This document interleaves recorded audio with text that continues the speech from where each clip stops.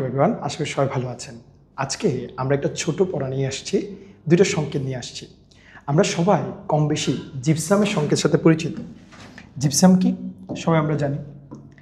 Gypsum হলো CaSO4 dot 2H2O, অর্থাৎ calcium সালফেটের সাথে যদি দুই অণু পানি থাকে তাকে জিপসাম বলে।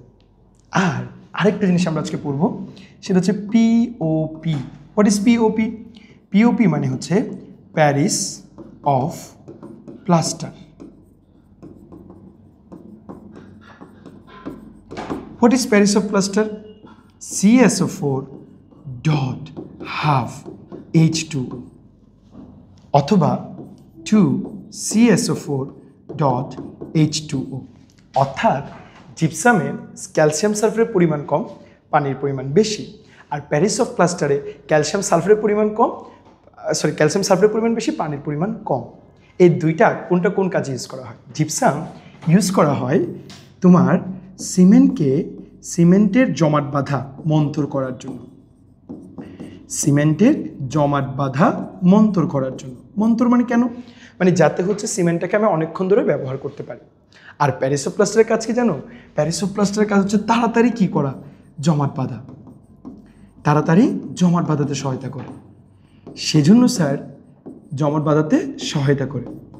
সেজন্য জিপসাম ব্যবহার করা হয় সিমেন্ট তৈরির কাজে।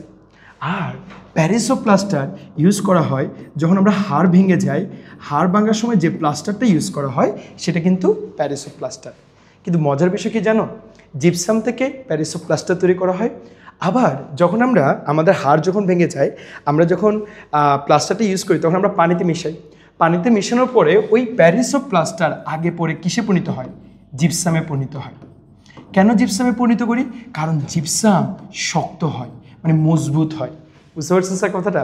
তার মানে আমার হাড়ে প্লাস্টার করার সময় প্যারিস অফ প্লাস্টার ইউজ করা হয়, কিন্তু প্যারিস অফ প্লাস্টারকে পানিতে দেওয়ার সাথে সাথে ওটা কিসে পরিণত হয়ে যায়? জিপসামে পরিণত হয়ে যায়, যাতে এটা শক্ত হয়ে যায়। বুঝতে পারছেন স্যার কথাটা? তাহলে তোমাকে যদি জিজ্ঞেস করে হাড় জোড়া লাগাতে কি ইউজ হয়, অবশ্যই প্যারিস অফ প্লাস্টার।